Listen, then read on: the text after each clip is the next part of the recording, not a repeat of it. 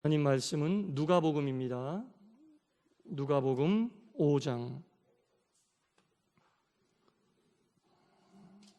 누가복음 5장 32절.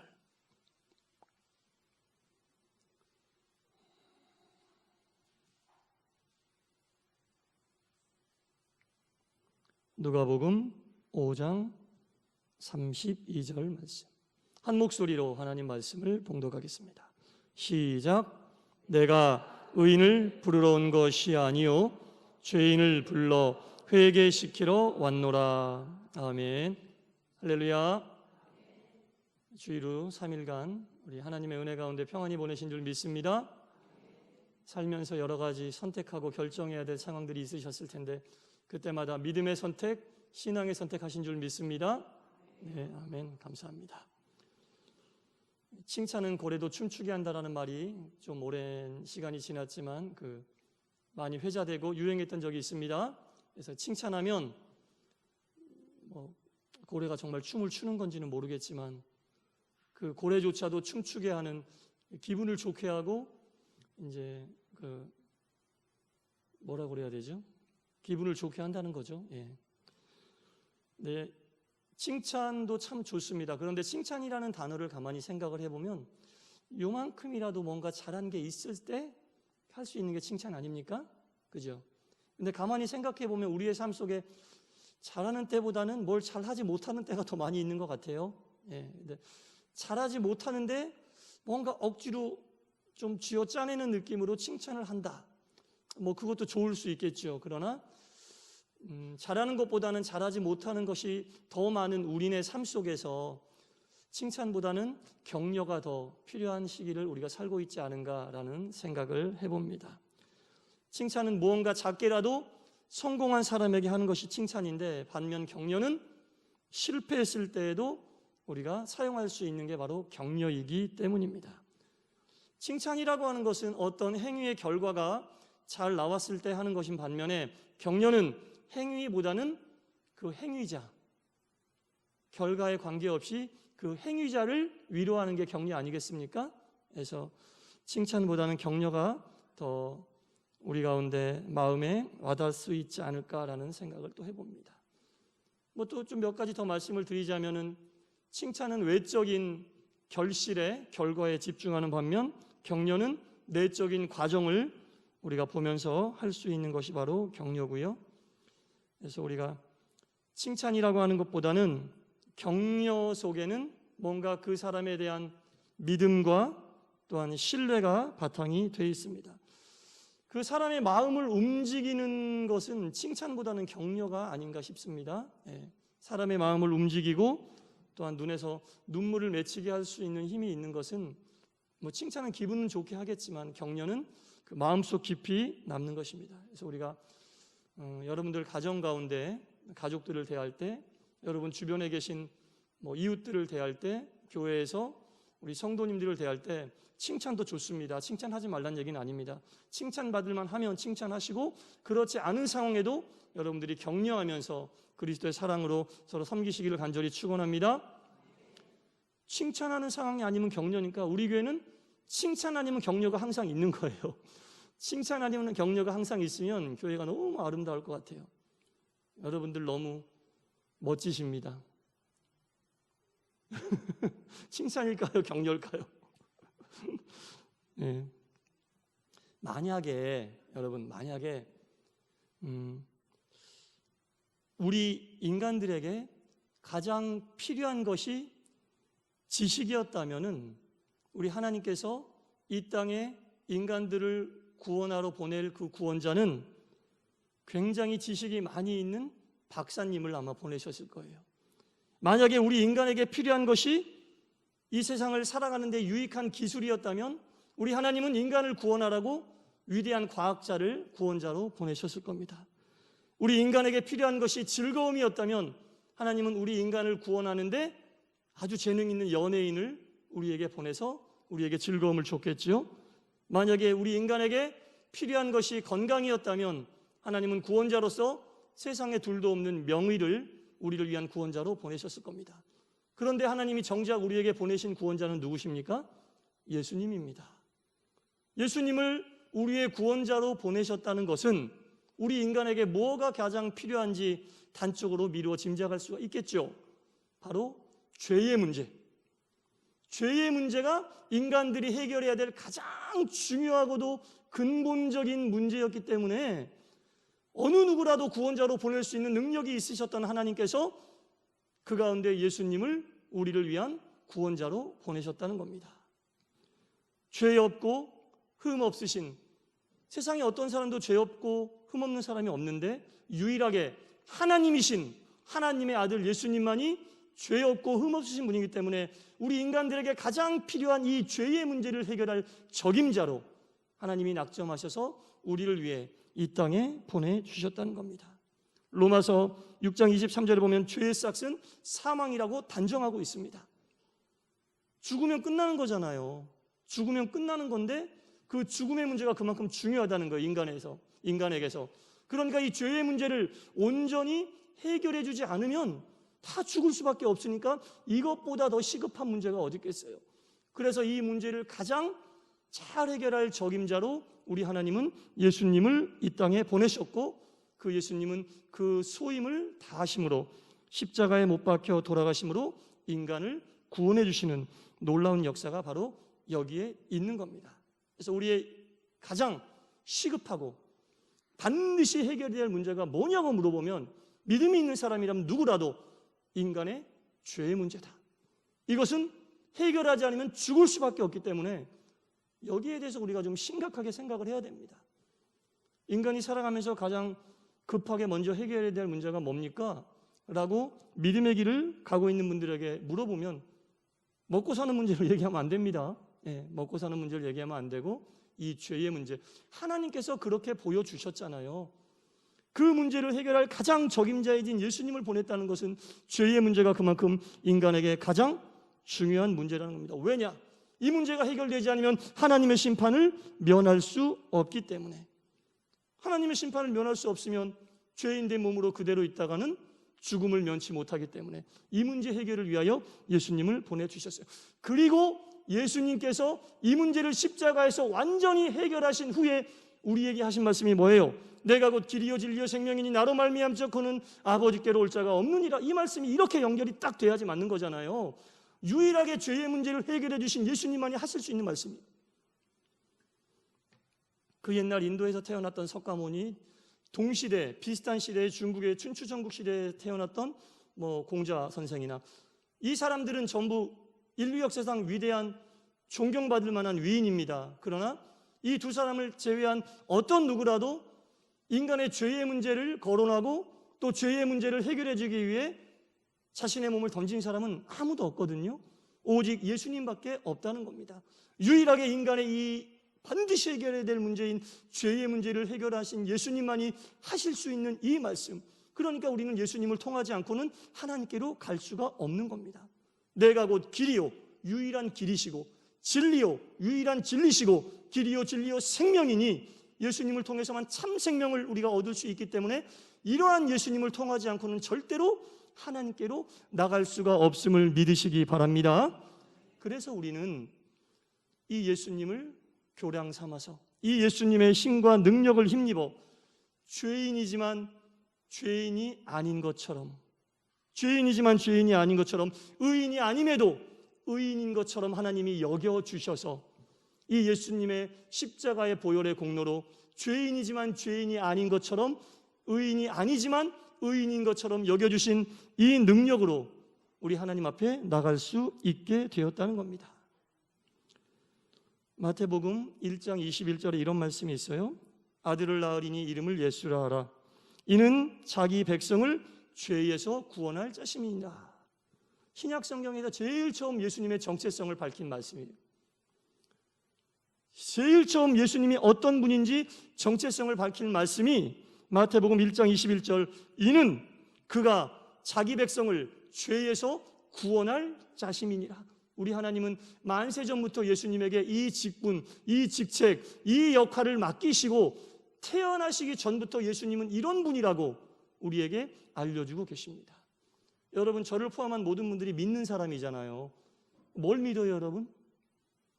제가 어린이부하고 청소년부 설교할 때도 엄청 강조했던 건데, 뭐 어른들도 장년들도 마찬가지죠. 우리는 믿는 사람인데 도대체 뭘 믿느냐? 이 사실을 믿는 거예요. 하나님께서 우리를 살리시려고 그 문제를 유일하게 해결할 수 있는 당신의 아들 예수님을 이 땅에 보내셔서 죄의 문제를 해결해 주시고, 그 죄의 문제를 해결해 주심으로 인하여 우리가 영원히 죽을 수밖에 없는 그곳에서 영원한 생명을 얻었다는 이것을 믿는 게 믿음입니다, 여러분. 아무리 믿음의 행위를 선하게 하고 여러 가지 유익한 일들을 많이 한다 할지라도 이 사실을 믿지 않으면, 이게 복음의 진리고 복음의 기초고 복음의 기본인데 이 사실이 우리 마음속에 확실하게 인정되고 자리 잡혀져 있지 않으면 그 믿음은 기초가 부실한 믿음이 될 수밖에 없어서 여러 가지 상황과 환경에 따라 흔들릴 수밖에 없는 그런 약한 믿음이 될 수밖에 없다는 겁니다. 그리고 이게 또 중요한 이유가 뭐냐면, 여러분, 그리스도를 인격적으로 만난다는 말을 많이 하는데, 우리 예수님을 인격적으로 만나려면 우리 예수님께서 나를 위해 이 일을 해주셨다라는 믿음이 있을 때만 예수 그리스도와 인격적인 교제를 할 수 있게 됩니다. 이것을 인정하는 것이 그리스도와 인격적인 교제를 하는 접점이 되는 거예요, 여러분. 접점이라는 게 뭡니까? 어떤 도형인 원이 있으면 선이나 다른 도형이 그 도형과 딱 만나는데, 눈으로 볼 땐 여러 점이 만나는 것 같지만 딱 한 점이 만나는 거거든요. 원이 있고 직선이 있으면 딱 한 점이 원과 직선이 만나는 거예요. 그 접점은 다른 걸 가지고는 만들 수가 없는 거예요. 오직 예수님께서 나를 위하여 십자가에서 돌아가심으로 내 죄의 문제를 해결해 주셨다는 이 사실을 믿는 믿음이 있을 때만 우리는 예수님과 인격적 만남을 할 수 있는 접점을 찾을 수 있게 된다는 겁니다. 다른 것으로는 이 접점을 찾을 수 없어요. 혹시라도 제가 뵀을 때는 이 자리에 계신 모든 분들은 이미 예수님과의 접점을 다 찾으신 분들이라고 믿는데, 혹시라도 주변에 예수님과의 접점을 찾지 못해 인격적인 교제가 아직 이루어지지 않았다는 고백을 하는 분들이 있다면 이 말씀을 소개하셔야 됩니다, 여러분.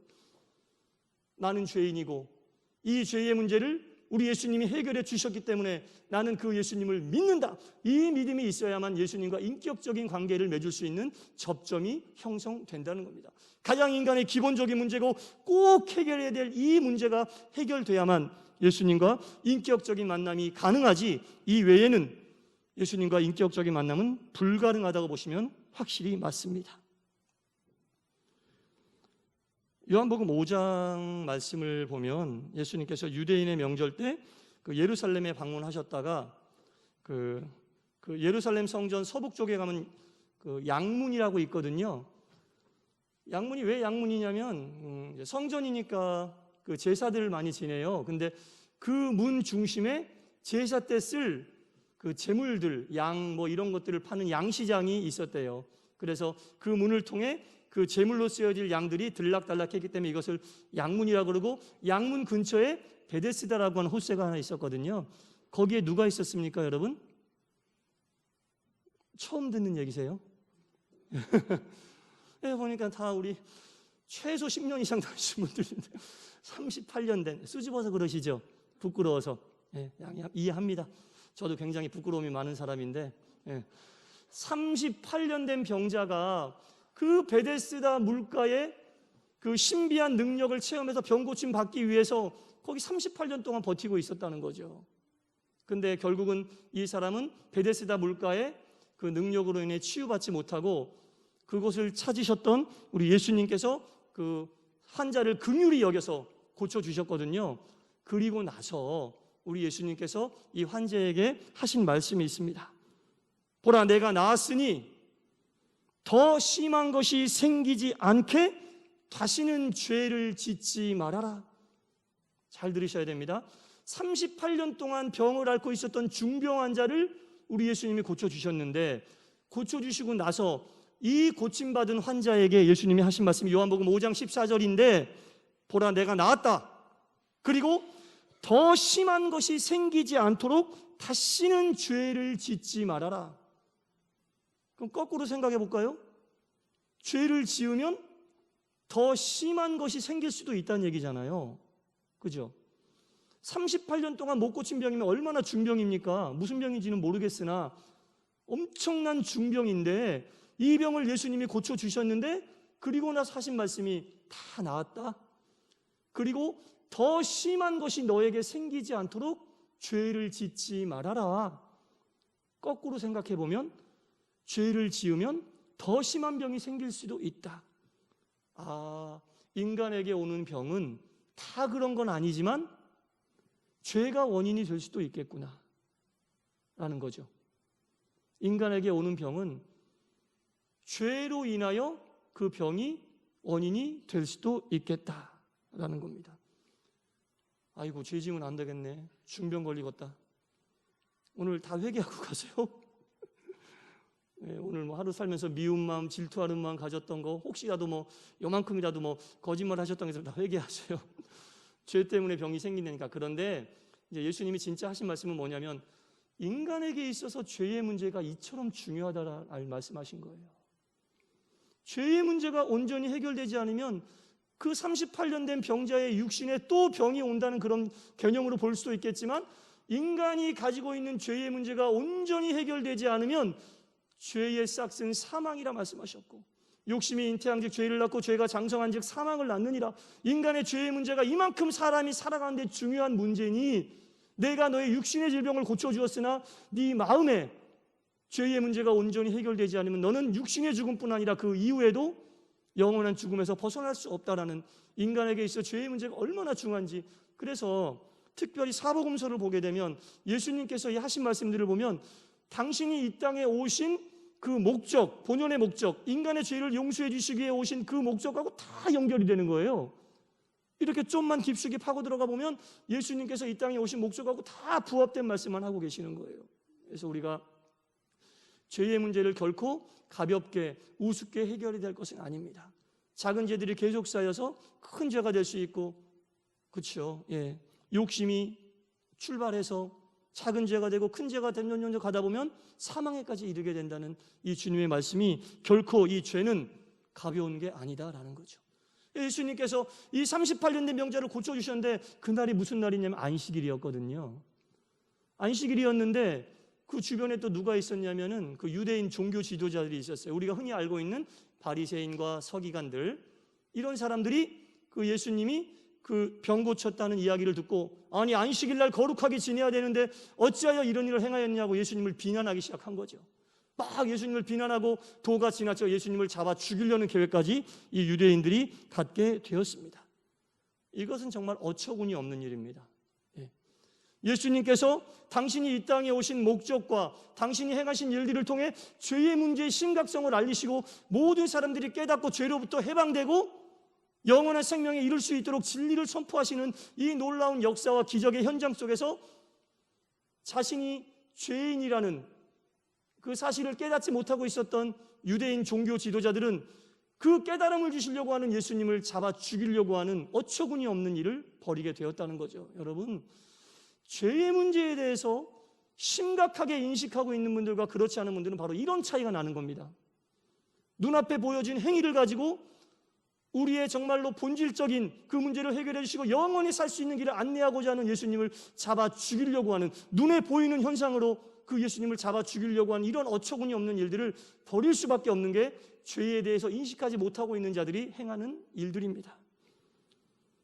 만약에 유대인들의 이 종교 지도자들이었던 바리새인과 서기관들이 본인들도 예수님의 이 말씀을 듣고 예수님의 이 기사와 이적을 보고 깨달음이 있고 죄인임을 알았다면 그 예수님의 가르침으로 인해 자복하고 회개하며 그 가르침대로 순종하며 나아갔을 텐데 그러지 못하고 본인이 죄인이라는 그 인식이 없었기 때문에 그런 예수님을 잡아 죽이려고 하는 이런 어처구니 없는 일들을 벌이게 됐다는 겁니다. 여러분, 영적으로 가장 불쌍한 타입의 인간이 누구냐면 자기 자신에 대해서 무지한 사람이에요. 자기 자신에 대해서 무지한, 영적으로 자기 자신이 죄인이라는 것을 깨닫지 못하고 특별히 하나님 앞에서, 예수님 앞에서 자기 자신이 죄인임을 깨닫지 못하고 교만한 마음을 갖는 사람이 영적으로 제일 안타까운 사람이라는 거죠. 요한복음 5장을 쭉 읽다 보면 주님께서 하신 말씀을 요약 정리하면 이런 말씀이에요. 너희 자신들이 죄인임을 잊어서는 안 된다. 그 사실을 너희들이 잊고 산다면 아무리 너희들이 성전 출입이 잦아도 하나님의 심판을 피할 수가 없을 것이다. 먼저 너희들이 취해야 할 것이 바로 죄의 사함이다. 나는 그것을 행하기 위해 왔고 그러므로 나는 곧 길이요 진리요 생명이니 나로 말미암지 않고는 하나님께로 올 자가 없다. 이게 요한복음 5장의 핵심이에요. 그러니까 여러분, 죄의 문제는 이만큼 심각한 겁니다. 영적으로 주님 앞에서 우리는 죄인임을 알고 그 죄를 자복하고 회개하기에 힘쓰고 애써야 한다는 겁니다. 이 종교 지도자들은 이처럼 예수님을 제대로 알려고 하지도 않고 이분의 가르침을 제대로 알려고 하지도 않았기 때문에 그 후에도 이 일이 똑같이 반복됐어요. 이 베데스다 연못가의 일이 있은 후 3년이 지나고 예수님이 또 그곳에 예루살렘에 올라가셨을 때 이 유대인들은 그때와 똑같은 마음으로 예수님을 여전히 비난하고 잡아서 죽이려는 일들을 조금 더 변치 않는 모습으로 행하려고 했죠. 그리고 또 거기서 20년이 지났을 때에는 예수님의 제자였던 사도 바울이 예루살렘에 올라갔거든요. 또 유대인들은 사도 바울을 잡아 죽이려고 하고 똑같은 일을, 그러니까 영적으로 깨달음이 없으면요, 시간이 아무리 지나도 절대로 변하지 않습니다. 영적으로 내가 죄인임을 알지 못하면 아무리 오랜 시간이 지나도 그 마음이 변하지 않는 거예요. 나는 주님 앞에 죄인입니다. 이 마음이 없을 때에는 우리가 주님 앞에 진정한 회개를 할 수가 없다는 거죠. 주님께서 날 위해 십자가에서 돌아가셨다는 것을 믿으면 회개가 저절로 나오지 않을 수 없거든요. 스스로 죄인임을 깨닫지 않을 수 없다라는 겁니다. 그래서 우리가 신앙생활하면서 가장 중요한 핵심이 되는 이 사실, 누구나 다 알고 있기 때문에 그냥 당연히 알고 있는 것 같지만 아는 것과 믿는 것은 다르기 때문에 우린 이걸 믿어야 됩니다. 인간에게 있어 가장 중요한 것은 하나님이 보여주신 그것, 예수님을 이 땅에 보내신 이유를 생각만 해보면 죄의 문제라는 것, 그 죄의 문제부터 온전히 자유롭지 못하면 구원받을 수도 없고 아무것도 할 수 없다라는 겁니다. 이렇게 변하지 않는 유대인들을 향해 예수님께서 하신 말씀이 그거잖아요. 화 있을진저 외식하는 서기관들과 바리새인들아, 너희들이 마치 뭐 같다고요? 회칠한 무덤 같다라고 말씀하셨습니다. 인간이 자기 자신이 스스로 죄인이라는 것을 깨닫지 못하면 회칠한 무덤 같다는 거죠, 여러분.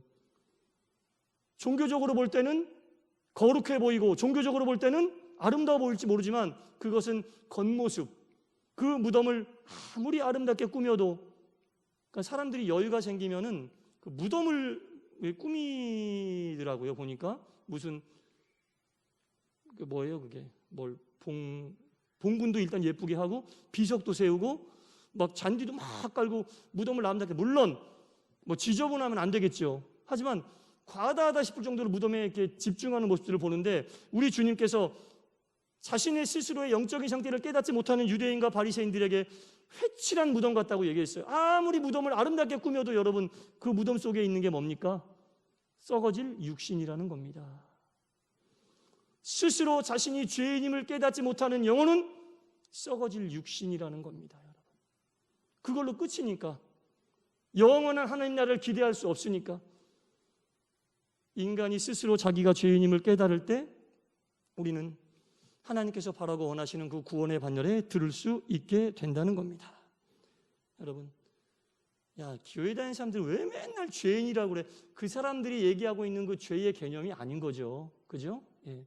스스로 예수님이 아니면 용서함 받을 수 없는 이 영적인 죄, 우리의 죄가 예수님으로 인해 해결함 받았다는 이 사실, 주님 앞에서 나는 죄인이라는 인식을 갖기 전에는 절대 풀리지 않는 이 문제가 우리 가운데 예수님으로 인해 풀려져야만 된다는 겁니다. 요즘에 특별히 무슨 이제 선거를 앞두고 후보들이 막 나오니까 상대방 후보의 비리를 캐잖아요. 그죠? 그래서 그거 뻥 터트리면 막 지지율도 왔다 갔다 하는데, 그 세간에 떠도는 여러 가지 소식들, 뉴스들을 보면은 유력한 사람들의 뭐 비리나 어떤 잘못 행했던 일들에 대해서 많이 알려지게 되는데, 그리고 사람들은 그것을 보고 비판을 막 합니다. 그죠?